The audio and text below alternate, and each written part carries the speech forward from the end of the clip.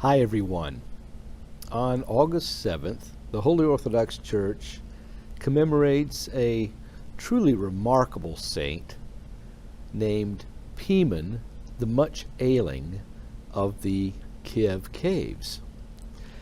Now Poemen, from his earliest days, practically right after he was born, was quite sick, and none of this ever let up. He was sick as he got a little bit older.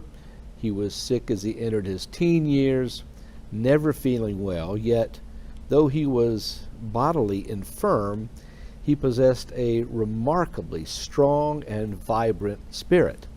In fact, his parents ended up taking him to the Kiev caves in order to ask for the prayers of the fathers there and of all the saints that had reposed there. Poemen, however, even though he knew that they were praying that his ailments might be reversed or subside a little bit, he did not want this. He decided that because he was suffering so much in his body, that it was going to be an easier ticket for him to get into the kingdom of heaven, because his sufferings would indeed not go for naught, that they would be important in the eyes of the Lord if borne courageously and with great faith. And so he was praying that nothing would happen, and indeed it did not happen, and he was glad of this, because secretly he wanted to enter the monastery and receive the tonsure. Well, he was to get his wish, although it would come back to him in a rather extraordinary way, because Poemen, once he was allowed to stay at the monastery for a little while, but with no conditions of his being accepted there, he fell asleep one night and was awakened in the middle of the night by what looked like the abbot and a number of the brothers. And they had come with candles and with the service book as found in the Typicon for the tonsuring of a monk, with his podraznik, with his riasa, with the mantilla, with the schema, all of the appurtenances that one has when one is becoming tonsured. Well, as it turns out, these were not the abbot and the brothers of the monastery, but these were actually angels who had been instructed by the Lord, who had heard Poemen's prayer about wanting to be tonsured and maintaining his sickness, that he sent his holy angels in order to perform the service in the stead of the abbot and the real brothers. Now, this might seem rather amazing to us, but it's well attested. And in fact, the things that happened afterward were even more amazing. Because the next day, when some of the brothers came in, and they were awakened early because they heard such wonderful chanting during this service, and of course, if it was the angels chanting, you can imagine it was pretty good, that they came to the cell where Poemen was to see how he was doing and what was going on, because there was also a wonderfully sweet fragrance in the air. And upon coming in and seeing him, he was clothed in the garb of a monk. He was holding a candle, and the brothers were astounded, and so they got the abbot, and he came in as well, and it was inquired, who did this to you? Who tonsured you? And Poemen was astounded at their comments and said, well, what do you mean? Who did it? You did. You were here last night. The abbot, the brothers, everyone, and they came and they tonsured me.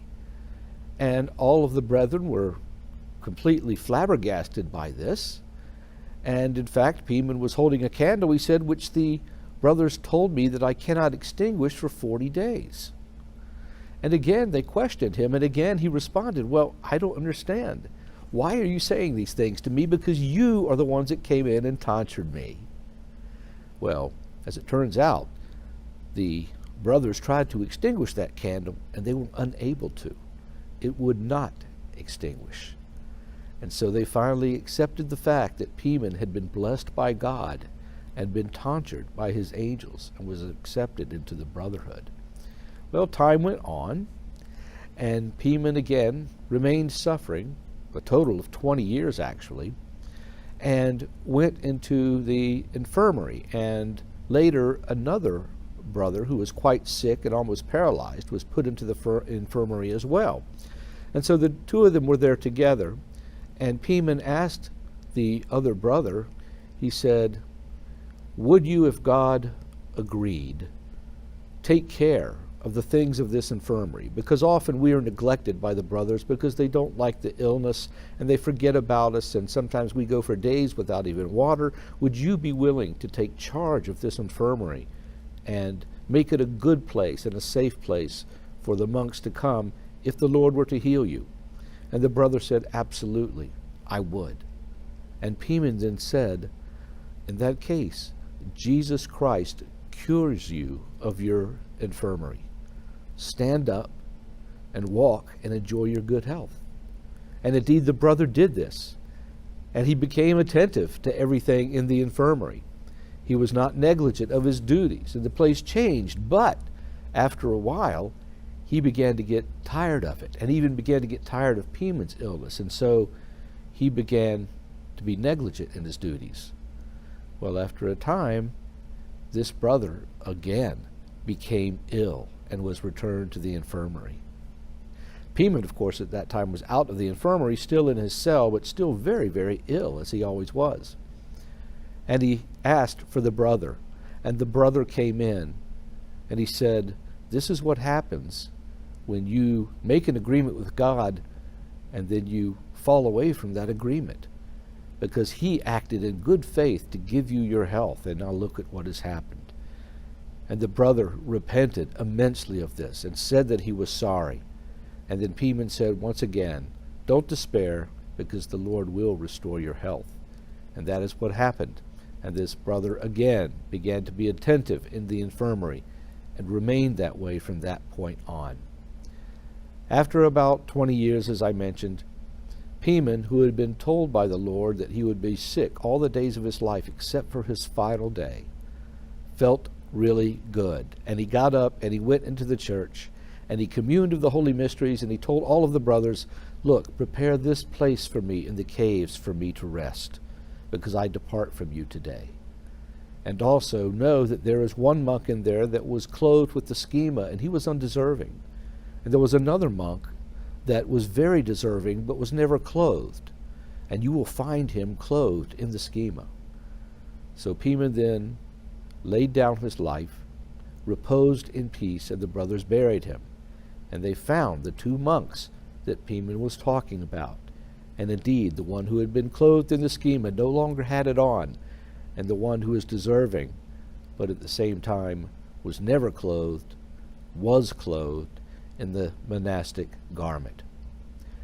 This can be very encouraging for all of us suffering from illnesses, whether they are of a short time or even lifelong, that God does not ignore the fact that we are ill, that we are sick, but that he takes all of this into account, and that every day of illness means something in his eyes if we will but bear it faithfully and with much love for our dear Savior, who doesn't forget us and who eventually will come and take us into his glory. Bye-bye.